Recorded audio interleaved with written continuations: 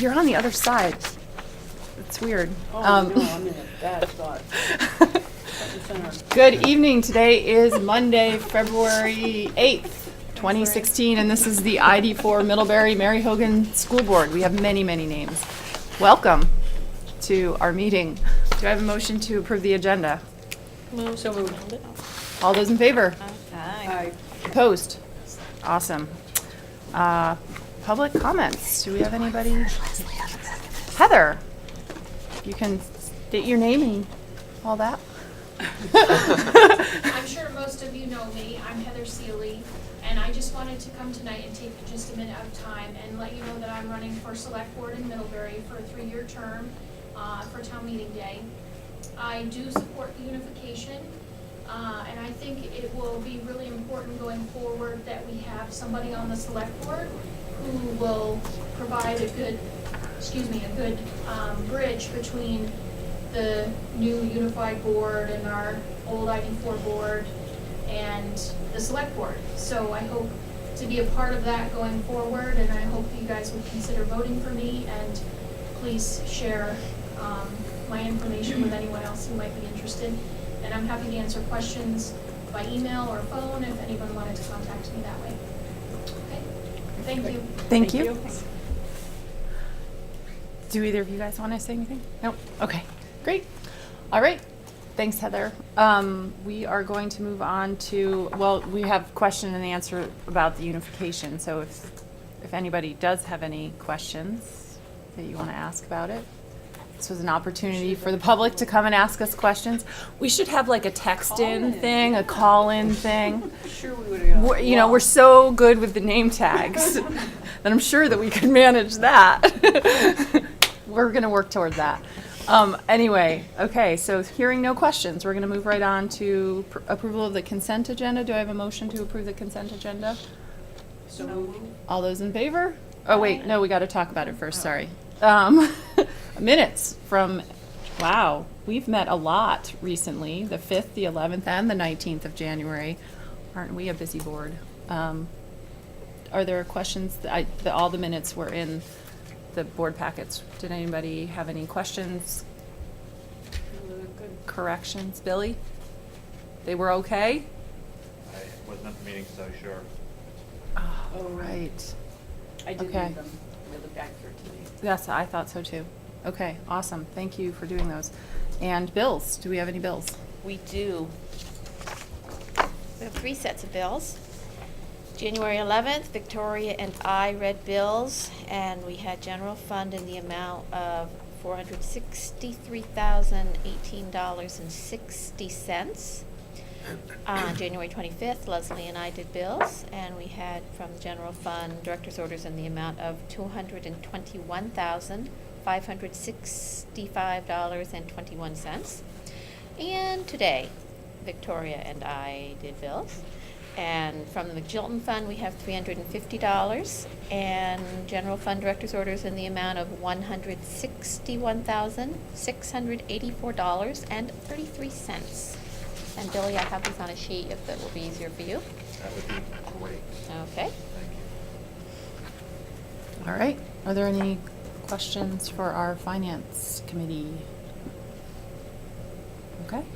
Hearing none. All those in favor of the consent agenda, say aye. Aye. Opposed? All right. I'm going to move to the principal's report. Tom, Okay. Hi, Ruth. take it away.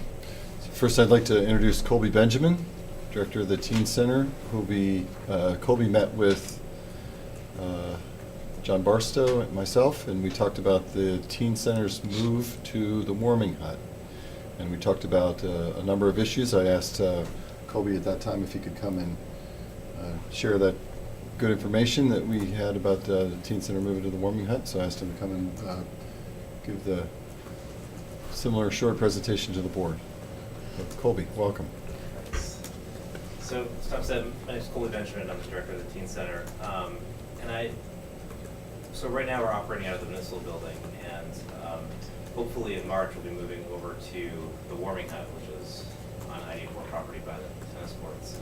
A little bit of it's hard to say the exact date that we'll be moving over there. The rec department needs to move over to their new building first, and then what's currently occupying the warming hut is a dance program. So they'll be moving over shortly after the rec program.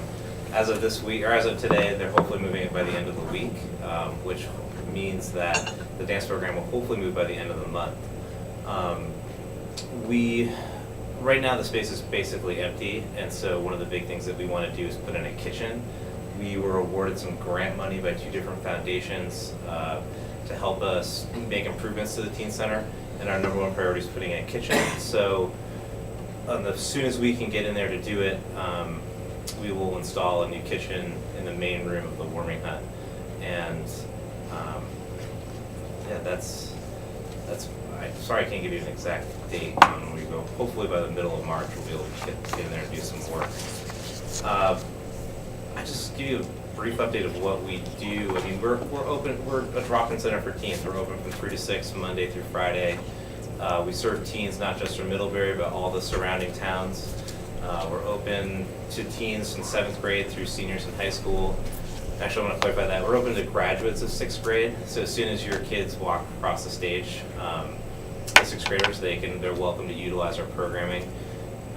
Because in the summertime, we kind of switch gears a little bit and we run a summer camp program. Statistically, I've been with the Teen Center for about 5 years, and going into my first summer, I was like, I don't want to hang out in a basement all summer and wait for kids to come in. So instead, we kind of found a need. We talked to parents and kids and found that a lot of those 7th, 8th graders, graduates of 6th grade, don't have a lot of options around here for recreational programs that are affordable in the summertime. So what we do is I had a grant for 3 years through the Vermont Children's Trust Foundation, and now we're trying to raise some private funds to run the summer camp program. But basically it runs for a month, 2 weeks after school ends, and we rent a 12-passenger van, and there's 2 staff, and we literally pile kids in the van and go do stuff around the state of Vermont to keep them active and engaged. So there's a lot of different things, like we'll hike mountains, we'll go swimming. Happened related, my parents own a stand-up paddleboarding business in St. Albans, so we'll go up there for the day and we'll go paddle around Lake Champlain. Pretty much anything we can do to entertain 10 kids. So it's open to graduates 6th grade. But I just wanted to introduce myself and also answer any questions that you might have for me. Great. Thank you for being here. Does anybody have any questions about the Teen Center move or the Teen Center programs? I just have one comment.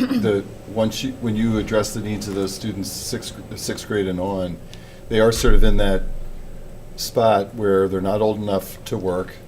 They're not yet 15, but they are in need of good, productive activity, and it seems like it really does fit a group of students that are who are our students, just a bit older, right after they leave us, where it starts to address their activity needs in the summer. So it is an area where, and some of those students have maybe participated in something like Midsummer or another program, and they're ready to do something that might be more teen specific, Yeah.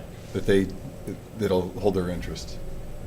That might not be as craft or activity based. It might be more activity based. It's very activity based. Yeah. I mean, it's all weather dependent, but it's a lot of fun. And I'm from Vermont. I grew up here. The funnest part for me is that having kids experience what we have to offer in our state that they might not otherwise see. I mean, hiking up to the top of Campbell Sump is a pretty amazing. A little tough getting up, but once they get there, it's pretty amazing to watch their experience and their expressions. And it's a blast. And so I also want to say our drop-in hours are open to seniors in high school, but we end the summer camp program at about, I think it's 16 this year, so it's really geared towards younger kids. It's kind of hard to have older and younger kids in a van. A lot of different interests, maybe some crossover. I just want to say that I appreciate the fact that you and your board have been really communicative with us and the administrators here, just to make sure that the transition is smooth and that we have open lines of communication. That's been really great. And I want to thank you and John Barstow, your chair, for reaching out to us and making sure that this is a productive for both you and the school. So thanks. Yeah, we're also really excited to move over to the Warming Hut. Excellent. That's good to hear. All right. Well, thanks for being here. Oh, you have. Wait, did you have a question? Because I kind of jumped in with my comment. I just didn't want to have talked over any other questions. Question out of curiosity. On any given afternoon, how many teens do you tend to see? Like, what are you expecting your flow to We look like? So over the last 4 years, we've averaged 17 kids a day. Yeah. It's gone down a little bit this year, which was it was expected. We had a really strong group of seniors graduating last year that stuck with us Mhm. from like 7th grade on, which was great to see. But we didn't get that 7th and 8th grade, you know, building back the last couple of years. I think because we had a lot of older kids utilize the teen center. So we're hoping to serve about 15 to 20 kids a day is our Cool. usual operating Yeah. numbers. Yeah. Excellent. All right. Thank you. Thank you, Colby. Buses. All right. Well, so can I, and I'd like to do the other items on the principal's report, and then buses. Oh, will yeah, be yeah, later. go ahead. Okay, Go so for there's it. a principal's report came out in the mailing. There's a typo there on, there's a typo on enrollments. The enrollment should reflect 429 students as of 1st of February. I've given some assessment information here. The January FAST assessment, which is our screening assessment, was completed, and we'll use that information to determine student tutoring groupings and some other intervention groupings, which are beginning now. We also have the testing window that's been determined for the Smarter Balanced Assessment Consortium test, and I've listed those dates, and we'll be communicating those to families as well. And it's a compressed testing window over last year. We've added some technology in the building which will not have us testing for as long a period of time. We think that'll be beneficial. The length of assessment that any 3rd, 4th, 5th, or 6th grader will participate in, that'll stay the same in terms of the length of time that those students will be assessed. Just the overall testing window, we've been able to compress that a little bit. And that then helps us out by not tying up those resources or the computer lab and the librarian, Julie Altimos, who assists in making sure that those tests are delivered in a smooth fashion. School improvement, we've got working on a retreat date sometime in late February or early March. Steve Lindeman is a member of the ACSU work group and will be attending an International Baccalaureate Conference in January. I think that conference will be in Boston, and he's going to go there to further study the International Baccalaureate Primary Years program to continue to explore its compatibility with everything we're trying to do here at Mary Hogan School. January next year? You meant March. March. Yeah. There's another time. Okay. Sorry about that. These months are all merging. Well, he attended one conference in January. That was in California. And he'll go and he'll go That's again what in I March. assumed that Yeah. had meant this past month, but So he'll go again in March. gotcha.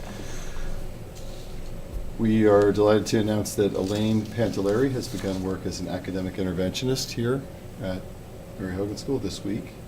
And it's a federal grant funded position through the remainder of the year. She's full-time and has begun work with students and is here now. We're delighted to have her. She started last week, and she's providing needed academic intervention services for a number of students.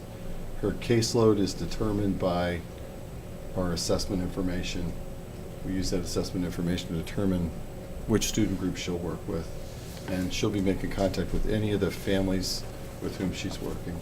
We're delighted to add her to staff for the remainder of the year. A couple facilities-related items. We received our school energy management program audit. I have a copy of that audit. If anyone's interested in looking at it, it's an audit that was provided for us by the Superintendent's Association. they made a few broad recommendations around our HVAC control system, and that's being addressed in the coming budget. They made some additional recommendations around lighting. Lots of our rooms have 2 lighting level options. All the classrooms that received the lighting audit, they're recommending that we move to the reduced level lighting in the rooms, and we've communicated that to staff. We find it gives students maybe a little more contrast in the print material if we're not putting too much light on the print material in the room. They also have echoed the recommendation that we continue to replace the windows that are in poor condition, and per the plan, that's in the budget for the coming year. They've talked about optimizing those HVAC control settings, and those specific recommendations went to Eric Warren, and we'll be looking to implement those once we get the new software. I mentioned some other items like better management of plug loads for outlets, and Eric's addressed that right away, and also suggested that we create a facilities operating plan for the building, and there's a template that they suggested that be used for creating that operating plan. And again, that's in Eric Warren's hands, and he'll give us an update on that. You may remember that we talked specifically about having a maintenance plan that looked out a number of years in terms of small and large things that we might need to consider over time, and making sure that the building is well maintained. As part of this audit, they looked at our energy use, and you may remember that we're in the process of seeing the benefits from the lighting retrofit that was done all around in most of the rooms in the school, and it noted, among other things, a reduction in our kilowatt hour usage. This is from 2007 until 2015.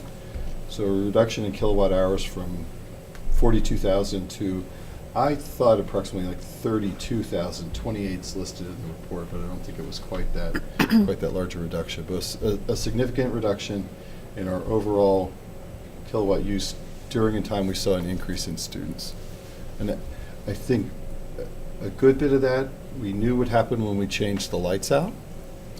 I wonder how much of that might be more efficient as we're adding, say, more efficient computers into the building and replacing older models, if we're not seeing a continued improvement there as well.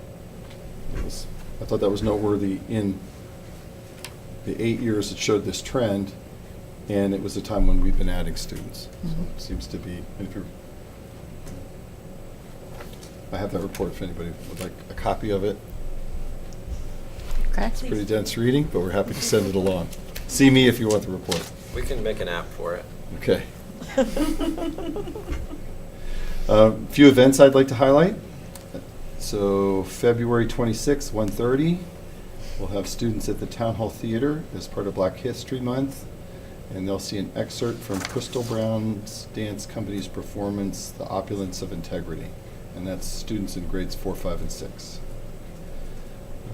Trout in the Classroom, we got some great press on PBS's Outdoor Journal. I've listed a link, and about 9 minutes into that half-hour show, you'll get to see our students up at the Middlebury River, up where the Robert Frost Nature Trail, releasing our trout, doing all the other stream study activities with a number of community members. It's a very nice piece. And grades 5 and 6, adventure wall climbing's up and going. 3 and 4, they're ice skating at Memorial Sports. A 6th grade student won the Mary Hogan School GOB and will compete in the state competition in the spring. And final proceeds for the readathon totaled approximately $13,500. And I attached a calendar. Any questions about those parts of the principal's report? Okay.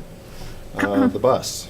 So you'll remember last board meeting, I was making a recommendation that we consider selling our bus and moving our transportation portion of student need for the they're currently served with that bus to Betcha. I then shared that with the faculty. They gave me considerable feedback on my suggestion, and I'm suggesting that we not do that for the coming year. So they were cool to the idea, and I needed to be open to the information that they shared with me about the impact that they might have on students and programming. So I'm not suggesting we do that. It could be that with reunification, it's still something that we're gonna visit as time goes by. You'll also remember that I shared with you a concern around some custodial and maintenance issues while we had our driver on very busy days around buildings and grounds, also driving a bus. In the current budget, in the budget we're presenting to the voters, there is a contingency in there for additional substitute time for both the bus driver and some additional building maintenance amounts in those line items. And I'd suggest that we have a plan for using that to make sure that we have our building needs met and the transportation needs of our students, both special needs students before and after school, and on the many days that we're transporting students to field trips all around the state and around town.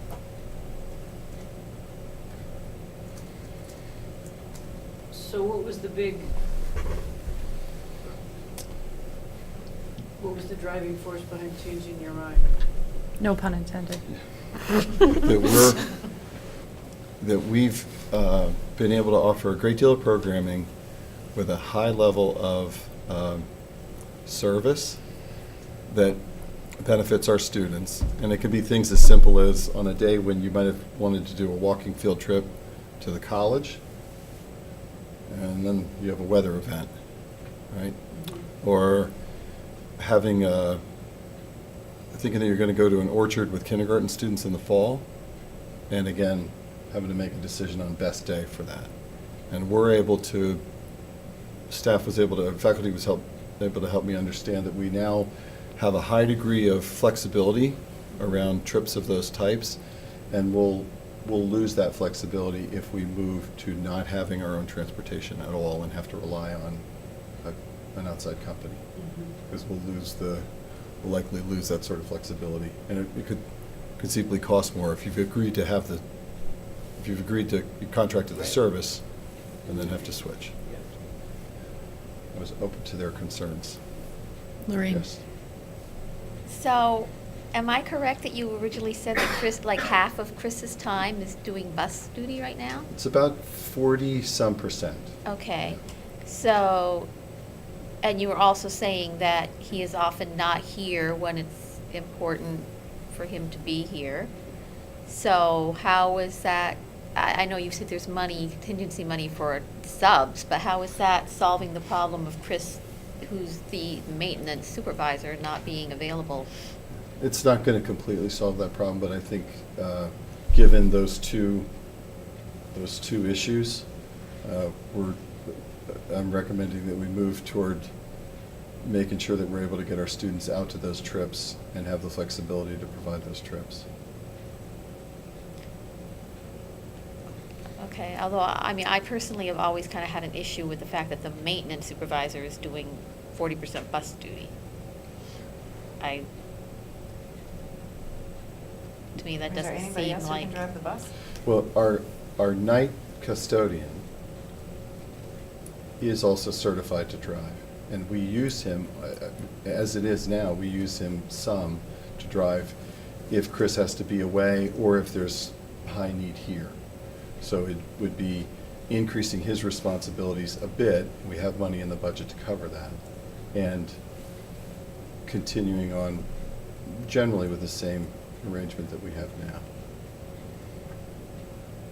You still have to think about what happens when this bus reaches the end of its lifespan, which you were saying was not too many years from now. I think Well, I think that's it's where. about 15 years on average, and we're at 11 right now. You were saying you right? thought 3 to 5 years Yep. at most. But if we consolidate, So, that might. I mean, I think in the context, of the bus span that it's a big commitment to buy another bus. And I think, you know, that we're deferring this decision essentially for a year or two. But we'll have to, I think, come back with, you know, we were talking about preparing data for tonight with a cost benefit analysis of what it looks like with Betcha and what it looks like to Right, own yeah, the that's what I bus. was and- anticipating was the. Right, and we did bring it because Tom and I talked and decided that we were gonna defer this for a year or two.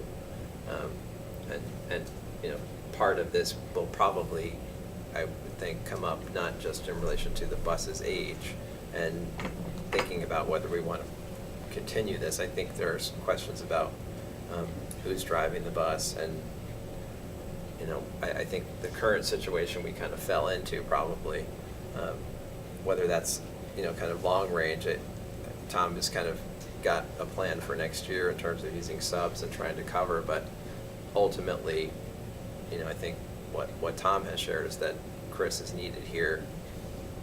And so that, I think our ultimate goal would be to have him here, not driving the bus. So I think Tom's gonna be filling in the next year, and next year when we go to build a budget, and it could be one budget instead of the Mary Hogan budget, we'll have to look at this as well to see how it fits. So there are lots of kind of questions that I think we're deferring. We're not really taking it on right now. We're essentially putting it out a year. And there does seem to be a need across, because we'll sometimes get requests from other schools in the SU because we have a bus. So there is probably more need across the SU, and if that need exists across the school district with unification, there may be a broader district decision about how to address that need for flexible transportation needs. Well, I think it's great, Tom, that you listen to the opinions of the faculty and, They let me know what they thought. well, but you didn't necessarily have to, Right. So I think that's great. Thank you. Can I ask another question about this? Yes. I thought, my understanding was that in the budget that we approved to put forward this year was the assumption that we were gonna contract out bus routes, the red bus route or whatever route the school bus will be running, and that there's like $10,000 worth of maintenance associated with the bus for the year. Is that in the budget? Like, what's happening with that? So there would have been an increase in the overall, cost of transportation if we had added a run. And it wasn't our Betcha run. run, The Betcha right. run. The Betcha run. And then there would have been savings from overtime salary for Chris, maintenance, other associated fees, tires, oil, Right, right. upkeep, all of those, and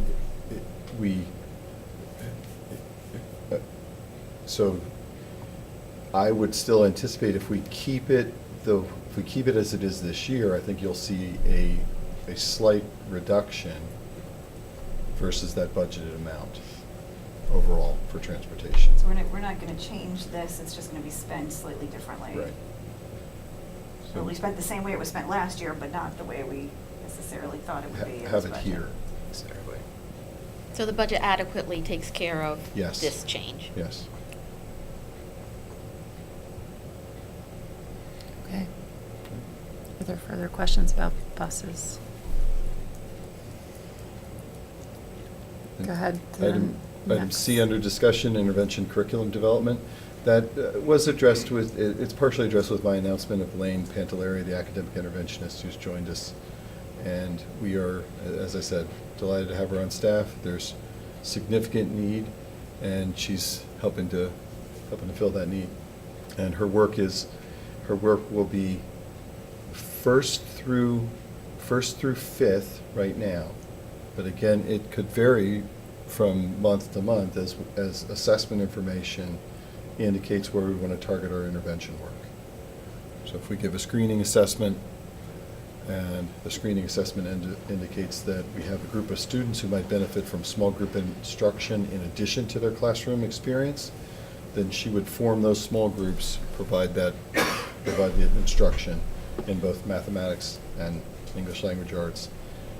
There would, we have a model that we use where there's always a pre-test assessment at the beginning of the intervention and a post-test at the end to make sure that we have efficacy of instruction.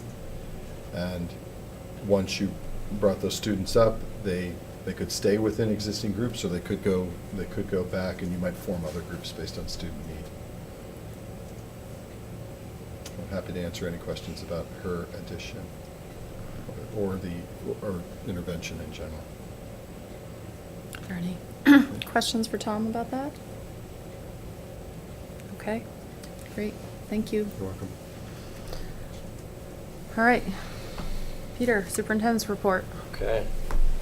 So legislative update, really the bulk of the session so far has been wrangling on the caps.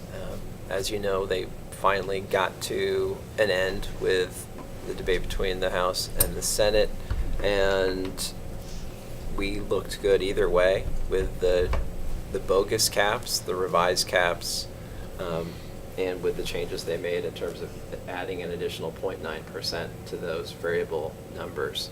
So when we met again, since we had 3 meeting dates in January, in our final meeting, we approved a revised warning, which included the new number from the new threshold limit that we received from the AOE. So that final number still holds in terms of the number that we used. We are also, by law, now allowed to use the first number, which was higher. And those numbers have also increased by 0.9%. So that was the change that happened. Normally, in session, by this point, we can start to see some of the educational issues that are arising that are going to be debated. We really haven't seen that yet because they've spent so much time talking about the caps.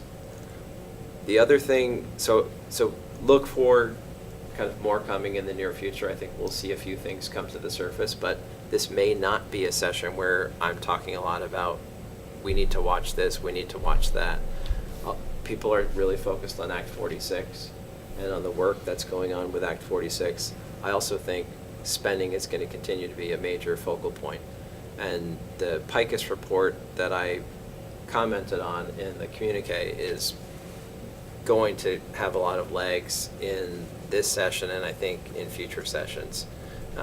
Just as a recap, PICUS came in. PICUS has done a number of studies in Vermont, and PICUS and Associates came in and did an adequacy study to see how much we're spending on education versus what they believe the right amount is to spend.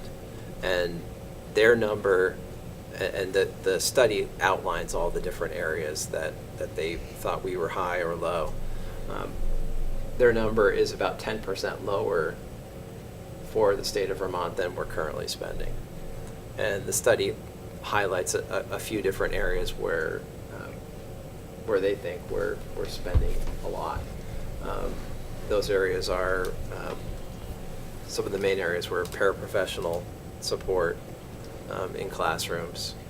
Their numbers were substantially lower. That's, I think, where the biggest gap was in terms of what their ideal is and what we're currently spending. And then also class size and of course we already know that in terms of Vermont and spending. So I think this study is going to give a bit of fuel to the conversation last year on caps, and so I would be surprised if we don't see some conversation happening with House Ed probably as a starting point in trying to figure out how they're going to continue what they put forward, which was just repealed, which is the caps for FY18. So that's still kind of hanging out there. In addition, legislative breakfast started last week, and those are, I think, great to go to. I would suggest going later when things start happening. Going now is fine too, but I think as the session wears on, it's good to go in and kind of talk with legislators and talk about what's happening. I'm planning to go to a few of them. I'm also going to arrange a meeting with area superintendents and board chairs like we have the past couple of years. So that will be happening probably sometime in March, once we get through our vote and we all have a little bit more time. I went to the legislative breakfast this morning, actually, and Act 46, there were questions about that. Representatives Sheldon and Nuovo were there, as was Senator Bray, for representing us. And Representative Sharp was there, who's the chair of House Education. And there were questions about, somebody actually asked, what will we be voting on town meeting day? And I was actually sitting next to Representative Sharp, and I looked at him, I said, you want to take this one, or should I? And so he started from the sort of statewide perspective on what's going on. And then I got up and answered questions about ACSU and what we're specifically voting on. And then I took questions about that at the meeting, and then a number of people came up to me afterwards to talk to me about it. There was discussion about the tax rates and what was going to happen with the tax rates, and there was discussion about sort of town meeting and the sort of tradition of town meeting and what that would mean, particularly in smaller towns that have a combined town school meeting. But there wasn't really any opposition expressed. There were just questions about it, and so it was kind of good that I was there because it was more specific to our situation in ACSU, and I could answer those questions about who are we voting on, what are we voting on. So that was helpful. And yeah, the legislative breakfasts are like every Monday in a different town. The next one in Middlebury is not, I think, until April, but you can go to any of them. April 11th Yeah. is the next one, Yeah. But there's one in Bridgeport on the 29th. There's a governor's lunch in Bristol on the 14th of March. Mm-hmm. It's very prestigious. Salisbury on the 21st. I'll send this link to everyone, so you have it. Yeah. And they're Monday mornings at 7 a.m. And breakfast is really a subjective term. It depends where they are, though. Okay. They've had them. They had donuts this morning. And coffee. That was breakfast. So. Because last year they had it at Lincoln Peak, and they had a whole spread. Wine. They did not have breakfast? beverages. To go to that. They didn't have those kinds of beverages, but it was. Anyway, no, but they're interesting. Definitely recommend them. Do you have any more? You done? That's it for the Okay. legislative update. So report of the board, I think it's mostly just us talking about actual annual meeting preparation. So we have our annual reports. This is the first we've seen them, but they should be what we already voted on, more or less. So our annual meeting is Monday, February 29th, starting at 6 o'clock in the town gym. And we hope to have a big crowd. It's our first one, so early. The old town gym. The old town gym, the soon-to-be no longer town gym. We went from April town school meeting to February school meeting. Woohoo! So I hope we get a good crowd. Our moderator, our normal moderator, Carol Eccles, is not going to be able to be there. So Jim Douglas actually is going to moderate our meeting. And he also moderates the town meeting, so there will be a sort of smooth transition. And I've already met with him and gone over the warning with him and talked to him about the sort of plan for it, because it's going to be a little bit different than what we're all used to. So we'll go over the actual meeting itself. We'll elect I'll actually have to open the meeting because our elected moderator won't be there, and then we'll ask the people who are there to elect Jim for that purpose, for that meeting. And then the clerk and the treasurer, Shane Keene, is our treasurer and clerk, and I think he's going to do it again, so we'll re-elect him, or anyone else who wants to do it. Then we just have the sort of basic articles that we have to go through that are voice vote, including the Mary Johnson mortgage article, and then the article to allow the use of $150,000 from our Ed Reserve Fund in order to pay off last year's deficit.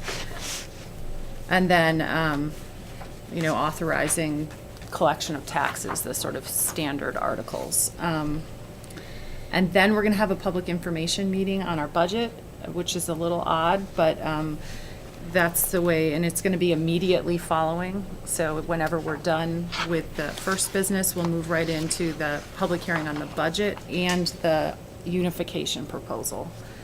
So we kind of need to divvy up things a little bit, and I will give the presentation on the unification proposal.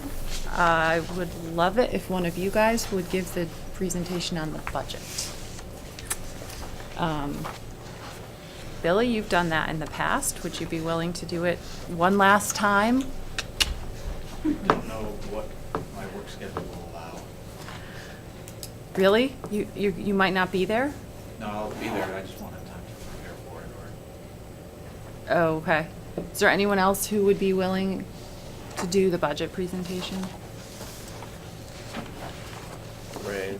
Give it to Jason, he's not here. That'll teach him. Jason has volunteered. I nominate Jason Duquette Hoffman. You guys are mean. Okay.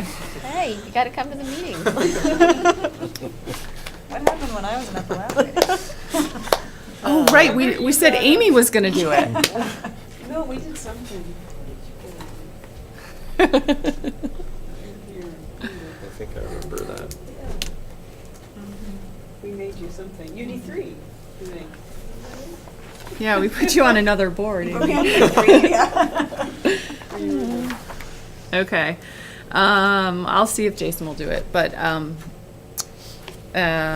then in terms of the articles, speaking on the articles, none of them are terribly earth-shattering in terms of their implications, so I don't know that we need to necessarily prepare official, like formal comments on them, but, in terms of the budget, wow, there are a lot of reports in here. Look at that. We are such busybodies. I can divvy up the budget for you guys to have to answer questions on if we get specific questions, like I did the last couple of years, just sort of giving you sections of them. Is that okay? I can email that to you.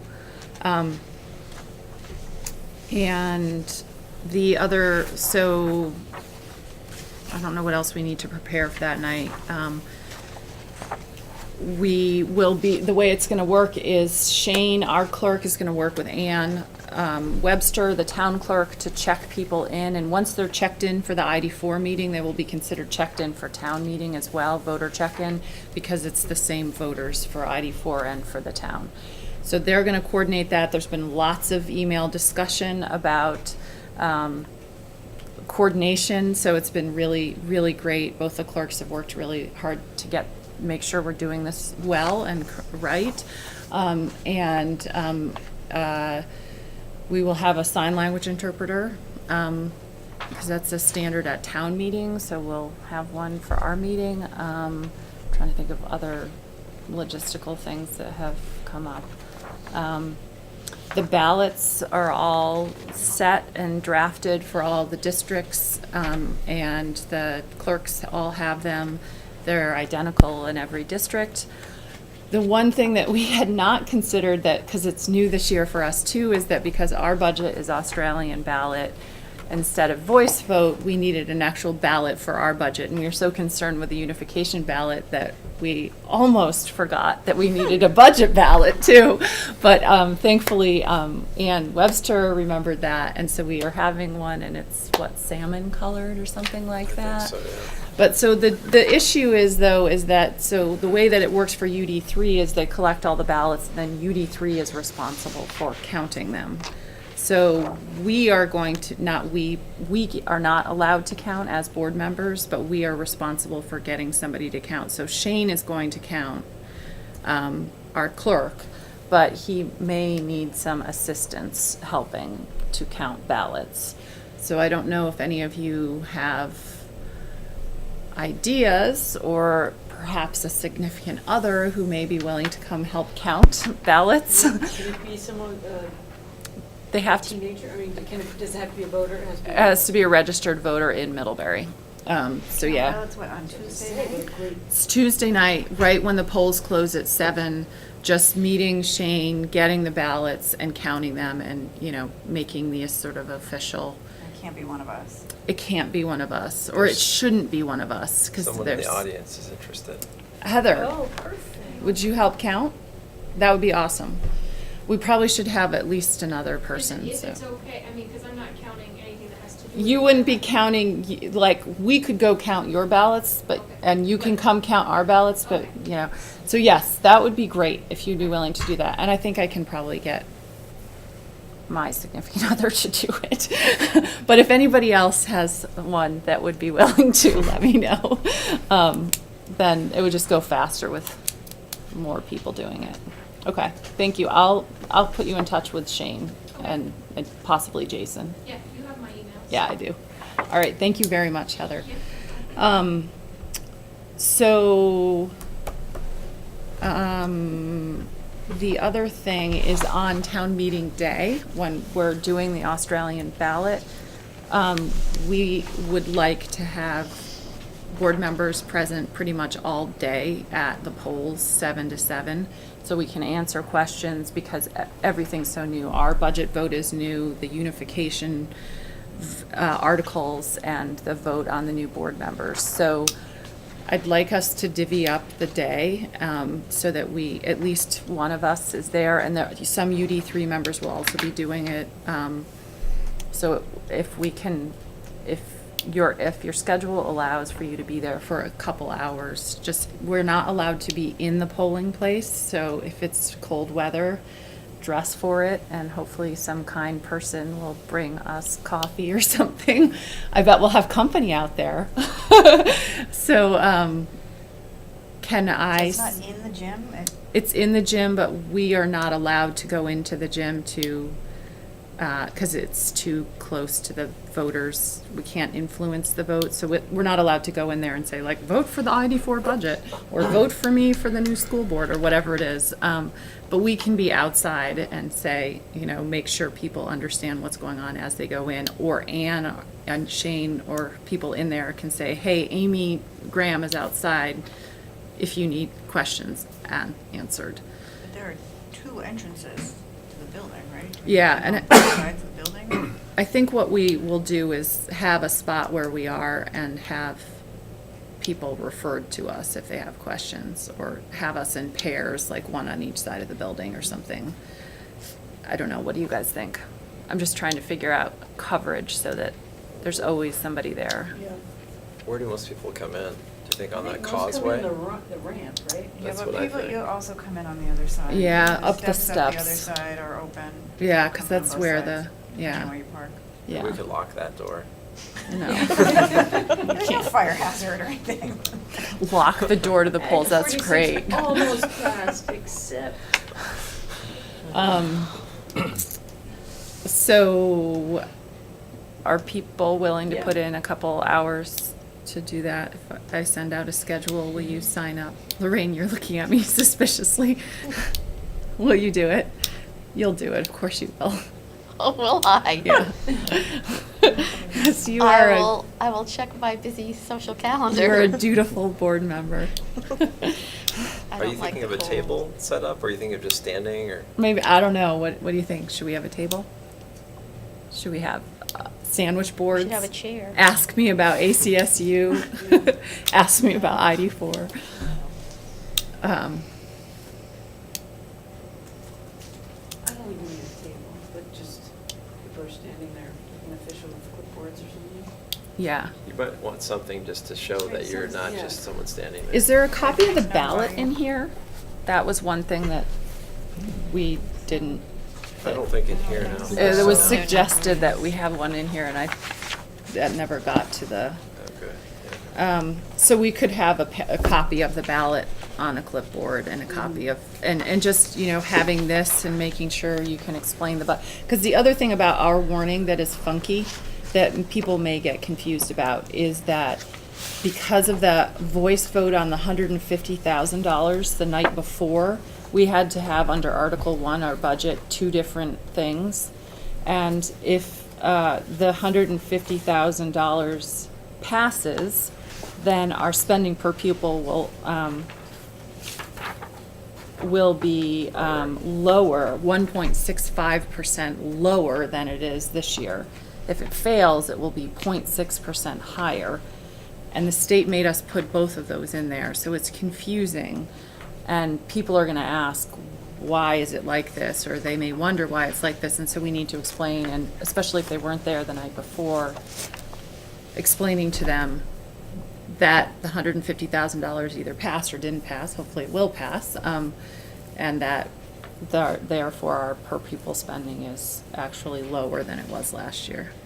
But unless they're looking on the outside sample ballot before you go in to register, once they get in there, Right, they're not gonna going turn to around come and back out out. and Right. ask us questions. So I'm a little leery of how much our being outside is really going to be a benefit. Yeah, I just know that in other school districts that have had these votes, having people outside to answer questions has been beneficial. And they've been utilized. And our clerks were happy to know that there would be school board members there to help answer questions. And the other school boards in the other towns are supposed to be doing this as well. You know, so somebody's gonna be stationed outside of Cornwall. Probably only has one door in most of these other places. We have 3, but, you know, just to be a resource. You're skeptical. I am, because I don't think we're going to need to be a resource until they get inside to actually vote, and then they're going to be having questions. Yeah, and which my at that understanding is point- we can't be inside.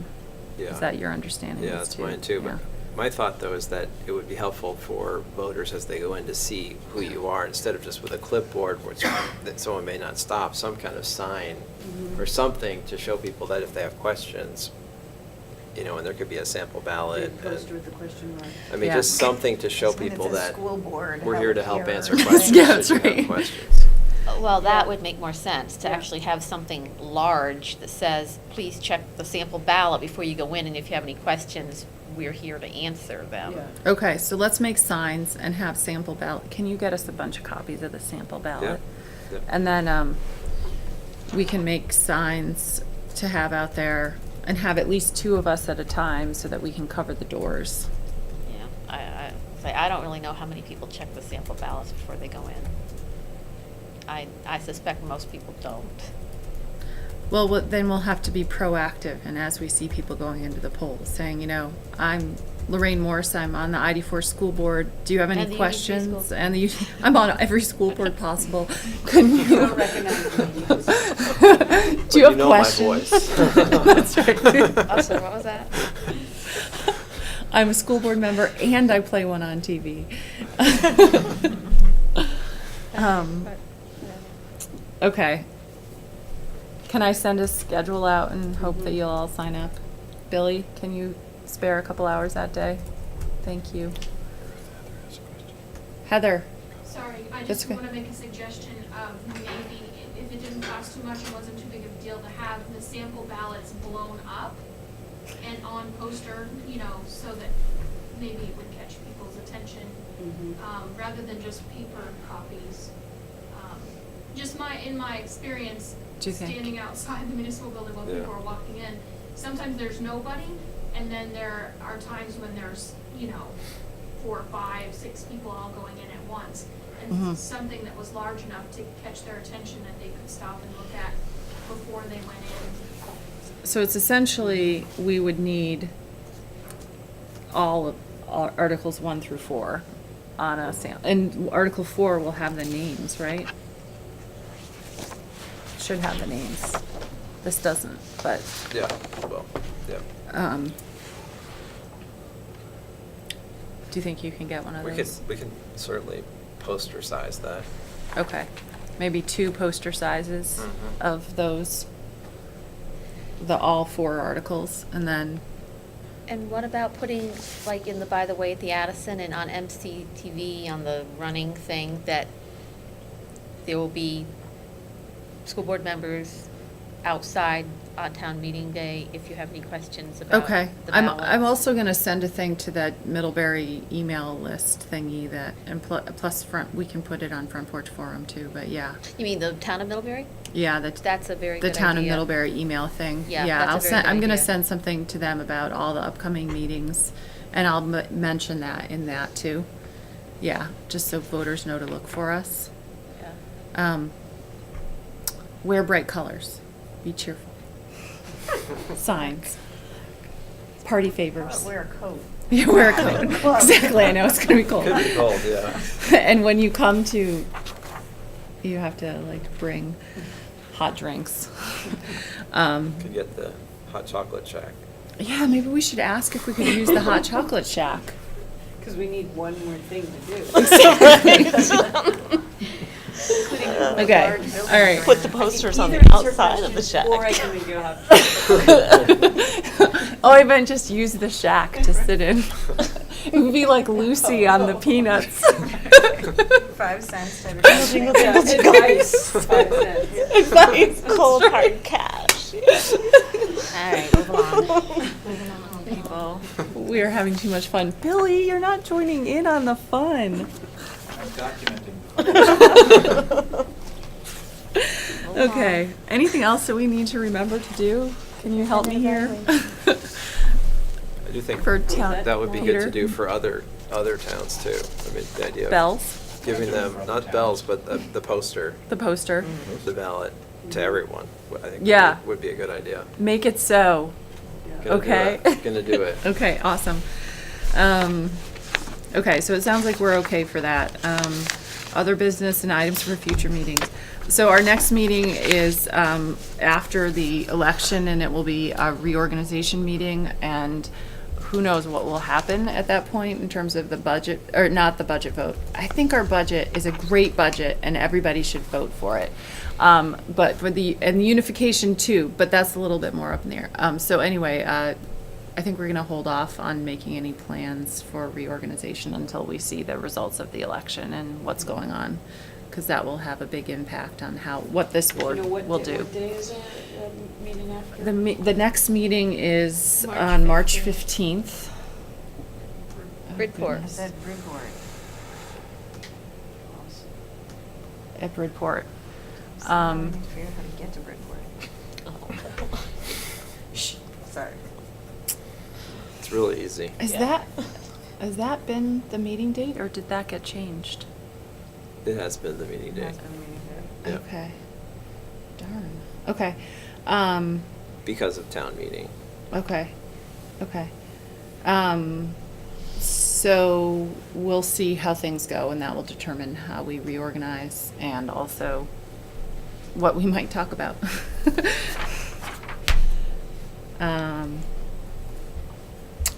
Okay. Anything else before any other future meeting things? I know there will be some policies on that agenda that would have been on this agenda, but I held off on them because we had a lot to do tonight. Anything else before we move into executive session? Okay, could I have a motion to move into executive session to discuss the superintendent's evaluation? All those in favor? Right. Opposed? Who made the motion? Me. Maureen. Okay, great. Thanks, guys. Thanks for coming. Thank you. Heather, I'll be in touch about the